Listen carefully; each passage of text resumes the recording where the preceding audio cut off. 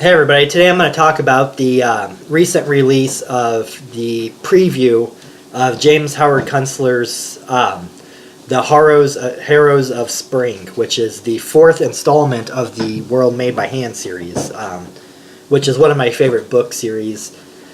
For those of you that are not familiar, James Howard Kunstler is a guy, he writes a lot about architecture, peak oil, some social commentary, and so forth, and he's very critical of the suburbs, mass culture, big oil, so forth, and our use of energy.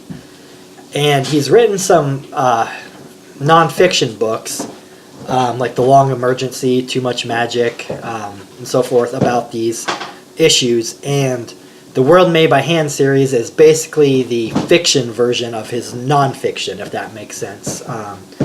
It's a depiction of how he sees the world, or his little corner of the world being upstate New York, playing out into the recent future, in a situation where oil gets scarce and thus capital gets scarce. Everybody just fucking loses their minds.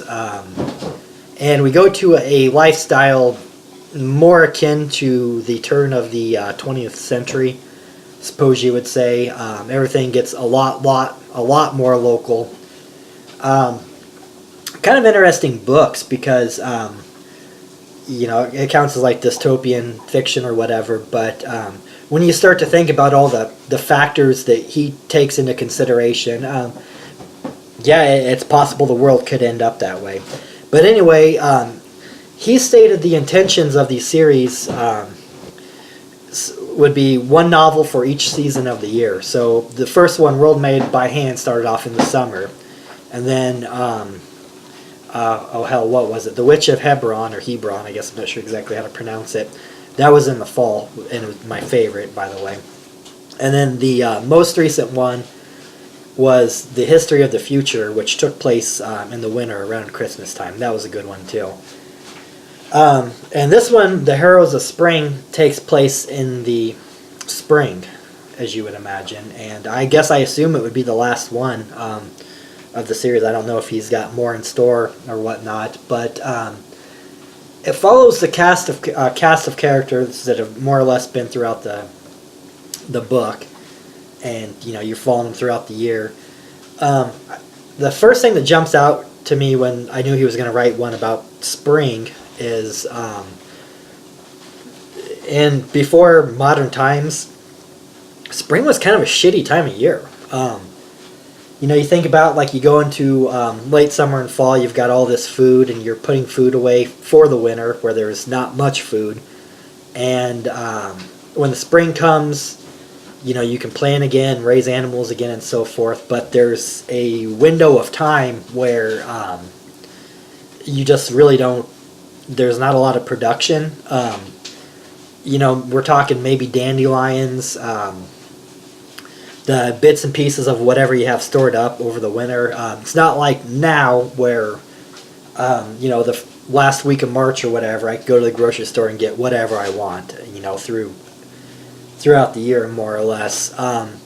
So I think that's going to be an interesting part of this book, just because honestly food and so forth is such a huge part of all the other books, to varying degrees, especially The Witch of Hebron.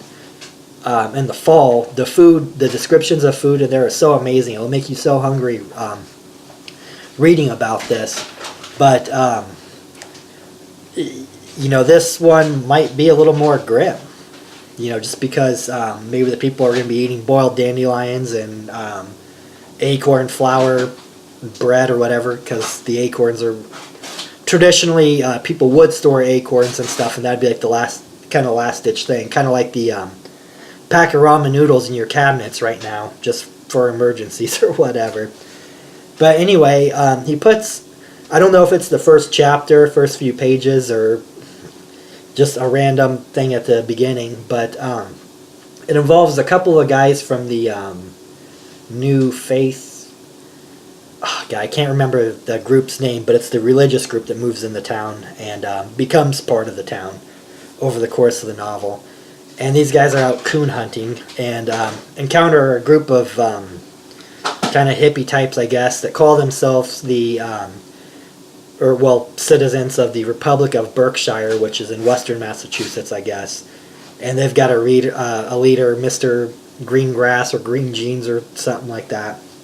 It's not with them, but he's back in whatever town is the capital of this little self-declared republic, and they're talking about expanding out there.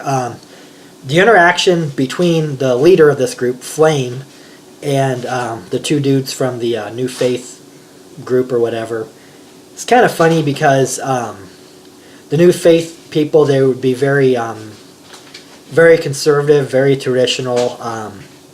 They kind of butted heads with the people in town when they first moved in. That would be, I don't know, maybe kind of like middle of the road Democrat type people, and these very,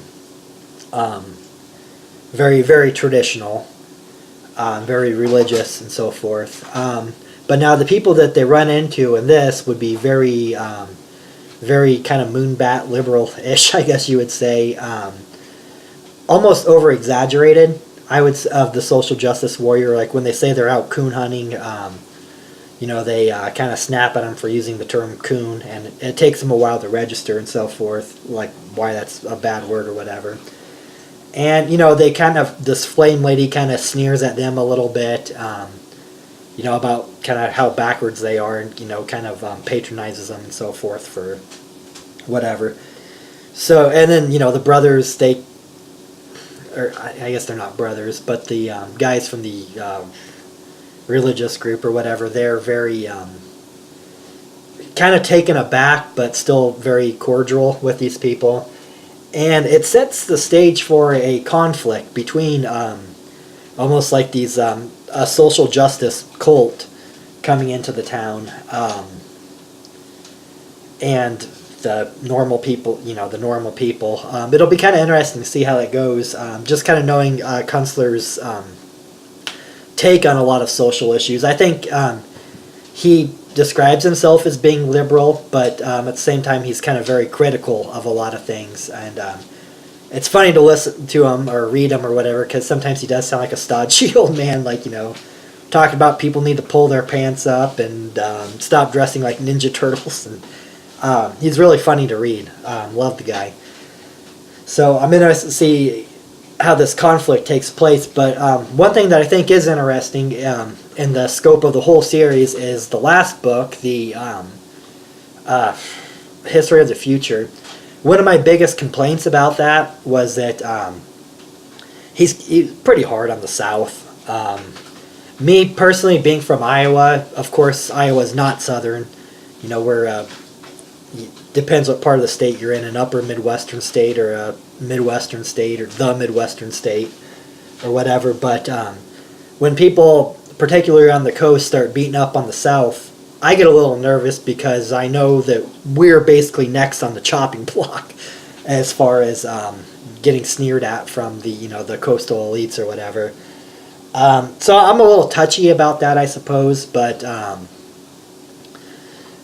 I don't know. Like, I thought he made the Southerners just like a little too clownish, and he beats up on the South pretty hard in his literature and so forth, and kind of like the superstitiousness as far as the evangelical Christians go down there.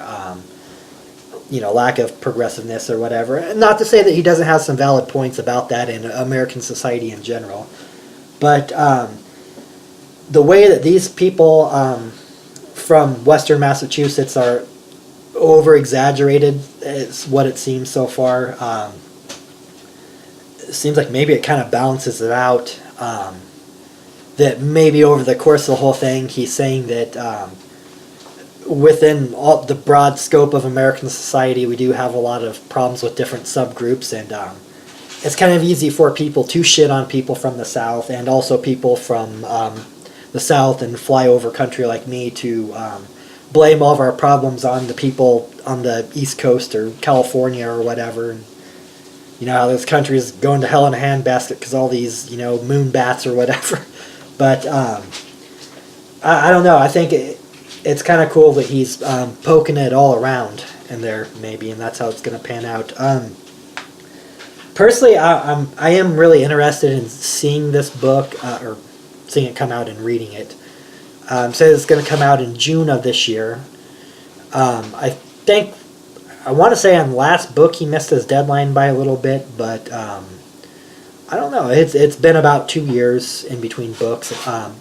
The last one I remember, it came out on my birthday, August 5th of 2014, 15, yeah, 14, and I did read it like that night it came out.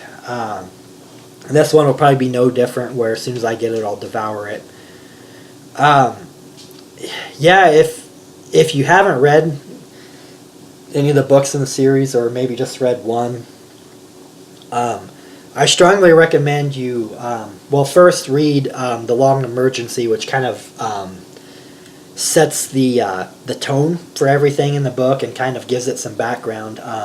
I know if you read the Amazon reviews of The World Made by Hand or any of the following ones or whatever, a lot of times people are kind of lost on what's exactly happened.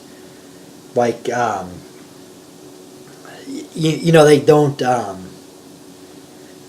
really have the mindset as far as how this could happen. It's just like they pick up a book and it's like, what the fuck's going on? It's like, these are modern people, but they're living like the Stone Ages or what, you know, Whereas, if you've read his other work and kind of, have a general understanding of it, like, a lot of it does make more sense. And I know, like, a lot of times I've read some reviews where people will be, like, kind of confused about some of the details in the books. Like in one, like, they use, like, ham and bacon basically as currency. And then, the reviewer is like, well, what the fuck's going on here? Like, there's no refrigeration, but they've got ham and bacon. Well, traditionally, ham and bacon are, cured meats that they make that way so they do not have to refrigerate. Just kind of knowing little things like that make the book a lot better. Understanding, like, gardening and basic agriculture and stuff, as far as, like, what's possible and what's not possible,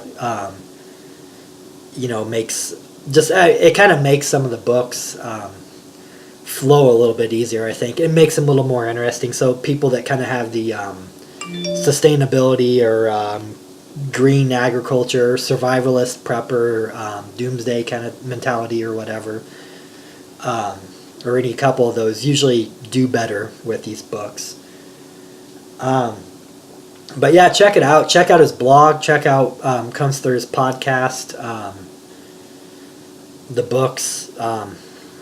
You've got, if you haven't got into the World Made by Hand series, you have some time to read, maybe The Long Emergency and then his 3 other ones before it comes out in June, and you'll be chomping at the bit to read it. I know I am. Anyway, thanks for listening. I will talk to you all later.